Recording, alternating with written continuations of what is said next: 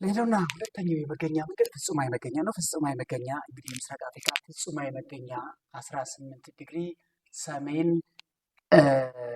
እስከ 27 ዲግሪ ደቡብ ኬክሮስ እና ደቡብ ኬክሮስ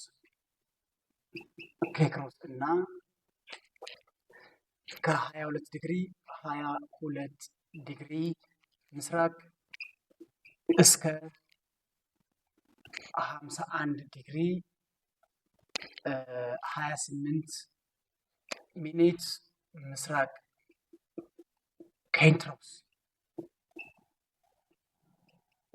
ላይ ይገኛል ምስራቅ አፍሪካ። ስለዚህ የምስራቅ አፍሪካ ፍጹማዊ መገኛ ይሄን ይመስላል። በአጠቃላይ ግን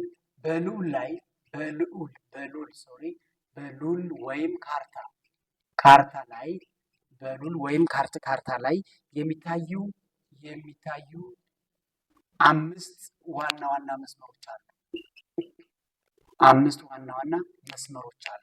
እነዚህን አምስቱን ዋና ዋና መስመሮች ከነ ዲግሪ ልኬታቸው በሚከተለው መልኩ መለየትና ማወቅ ተገቢ ይሆናል ማለት ነው።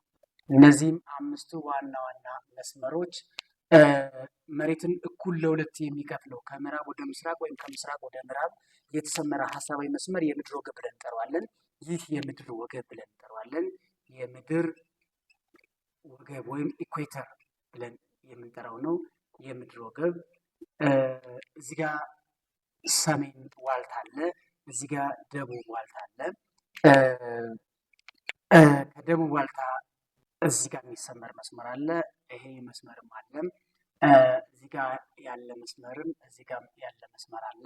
እነዚህ መስመሮች ናቸው 1 2 3 4 5 ብለን የምንጠራቸው። ስለዚህ ከምድር ወገብ በስተሰሜን ዋልታ ላይ የሚገኝ ክልል የአርክቲክ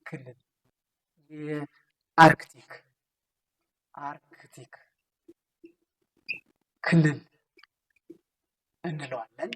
ይህ የአርክቲክ ክልል የሚገኘው በ66 ዲግሪ ሰሜን ነው።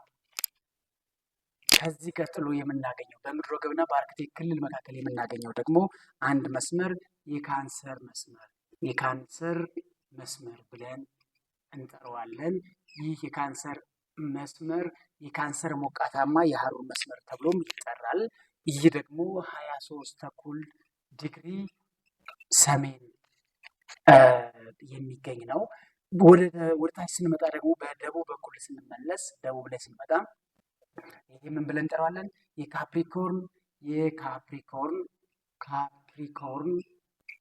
ካፕሪኮርን ሞቃታማ የሀሩር መስመር ወይም የካፕሪኮርን መስመር ብለን በአጭሩ እናስቀምጠዋለን። ይህ 23 ዲግሪ ደቡብ ላይ የምናገኘው ነው። እዚህ ጋር የምናገኘው መስመር ደግሞ በስተሰሜን በኩል የአርክቲክ ክልል ብለናል። በስተደቡብ በኩል የምናገኘው ደግሞ ማን ነው ማለት ነው? የአንታርክቲካ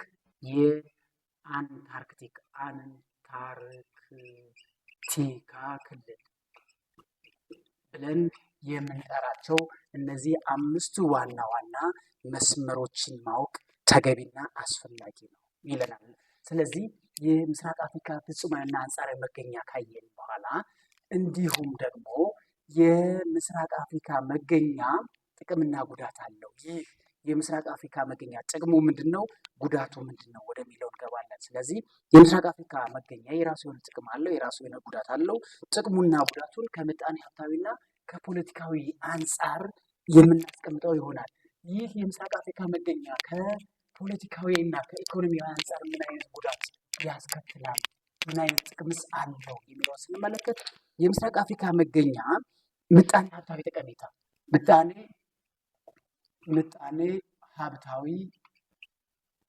ጠቀሜታ የምስራቅ አፍሪካ ምጣኔ ሀብታዊ ጠቀሜታውን ስንመለከት የምስራቅ አፍሪካ የራሱ የሆነ ምጣኔ ሀብታዊ ጠቀሜታ አለው። የዚህ የምስራቅ አፍሪካ ምጣኔ ሀብታዊ ጠቀሜታ ስንመለከት አንደኛ ጠንካራ የንግድ ትስስር ይፈጥራል። ጠንካራ የንግድ ትስስር ይፈጥራል። ከማን ጋር? ከሌሎች ሀገሮች ይፈጥራል። ሁለተኛው ምጣኔ ሀብታዊ ጠቀሜታው ጠንካራ የሆነ የባህል ትስስርን ይፈጥራል። ጠንካራ የሆነ የቱሪዝም ምንጭ በመሆንም ያገለግላል። ምክንያቱም የባህል ትስስር እንግዲህ በሀገሮች መካከል በሚፈጠርበት ጊዜ ለቱሪዝም ፍሰትም አስተዋጽኦ ያበረክታል ይለናል። እነዚህ ምጣኔ ሀብታዊ ጠቀሜታ ላይ ተጠቃሚ ከሆኑ ሀገሮች አንጻር ምሳሌ ጅቡቲ እና ኬንያ ተጠቃሽ ናቸው፣ በምጣኔ ሀብታዊ ጠቀሜታ ካላቸው ሀገሮች መካከል ማለት ነው። ሌላው ጉዳቱ ምንድን ነው? ጉዳቱ የምስራቅ አፍሪካ መገኛ ጉዳቱ ምንድን ነው? ወደብ ለሌላቸው ሀገሮች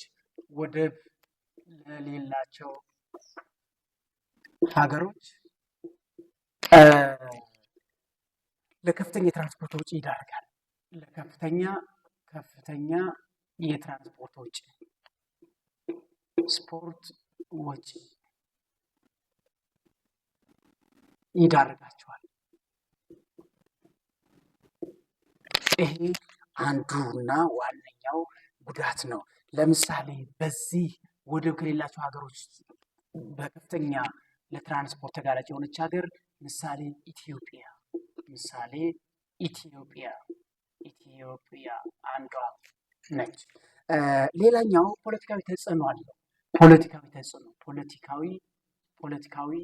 ተጽዕኖ የምስራቅ አፍሪካ መገኛ ፖለቲካዊ ተጽዕኖ ምንድን ነው ብትባሉ በቀላሉ ቅኝ ገዢዎች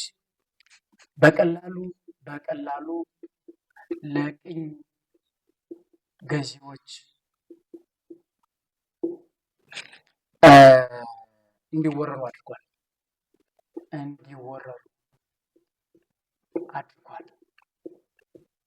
ምክንያቱም በተለያዩ የውሃማ አካላት የተከበበ አካባቢ በመሆኑ ይህ አካባቢ ለቅኝ ገዢዎች በቀላሉ እንዲወረሩ እና ተጋላጭ እንዲሆን አድርጎታል ማለት ነው። እነዚህን እና የመሳሰሉት ነጥቦችን በአግባቡ መለየት አስፈላጊ ነው። ሌላው በምስራቅ አፍሪካ የሚገኙ ታዋቂ ቦታዎች በምስራቅ አፍሪካ የሚገኙ ታዋቂ ቦታዎች እነዚህ ምን ናቸው? በተለያየ መልኩ በምስራቅ አፍሪካ የሚገኙ የተለያዩ ተራሮች አሉ። በምስራቅ አፍሪካ የሚገኙ የተለያዩ ውሃማ አካላት አሉ። በምስራቅ አፍሪካ የሚገኙ የቱሪስት መስህቦች አሉ። በምስራቅ አፍሪካ የሚገኙ ጥንታዊ የቅሪተ አካል መገኛ ቦታዎች አሉ። በምስራቅ አፍሪካ የሚገኙ ታላላቅ ወንዞች አሉ። እነዚህን ነው በተወሰነ መልኩ አጠር አድርገን የምንገልጸው። ስለዚህ ከተራሮች ስንጀምር አንደኛ ማንጃሮ ተራራ ነው። ይህ ኪሊማንጃሮ ተራራ በምስራቅ አፍሪካ ትልቁ ተራራ ሲሆን የሚገኘው በታንዛኒያ ነው። በዚህ ይገኛል። ሁለተኛው ራስ ዳሸን። ይህ ራስ ዳሸን ተራራ በኢትዮጵያ የሚገኝ ሲሆን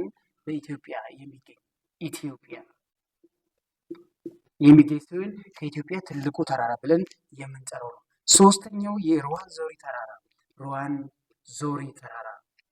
ይህ የሩዋንዞሪ ተራራ ደግሞ በኡጋንዳ እና ኮንጎ ድንበር ላይ ኡጋንዳ እና ኮንጎ ድንበር ላይ የሚገኙ ተራራ። እነዚህ ከብዙዎቹ ጥቂቶቹና አትሊስት አንድ ተማሪ ለፈተና ሲቀመጥ እነዚህ ነጥቦች ማስታወስና መለየት ስላለበት እዚህ ጋር ፎከስ ማድረግ አለባችሁ ለማለት ነው። እነዚህን ማስታወስ